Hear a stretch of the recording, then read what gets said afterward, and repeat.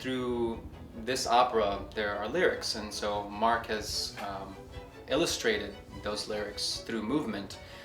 So there's a lot of, to the gods is up, and my love is through heart here. So there are a lot of similarities in how we show affection physically that will illustrate the lyrics of the opera. It's a very simple piece, right? So you have these basic elements of good and evil and love and desire and death, and they're maintained. The symbolism of each of those things is maintained throughout, and then there's this beautiful music that's there telling the story. The most challenging for this dance is the two-dimensionality.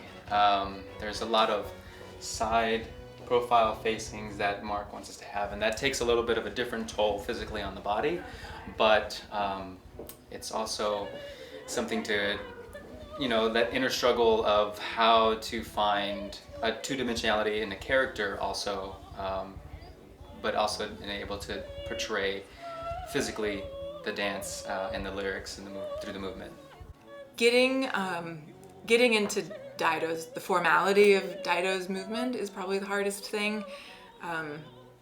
There's so much twisting, there's so much maintaining those twists for really long periods of time. So finding a way to make that twist and that position feel natural, even though it's terribly not so. Dido is, a lot of her movements are very formal, twisted, archaic, and flat. So maybe her essence is restraint. And because the movements are so challenging to execute, that allows you to feel that restraint. You feel restrained because it's hard to do, maybe. And then the sorceress, there's a physical change in that the hair comes down.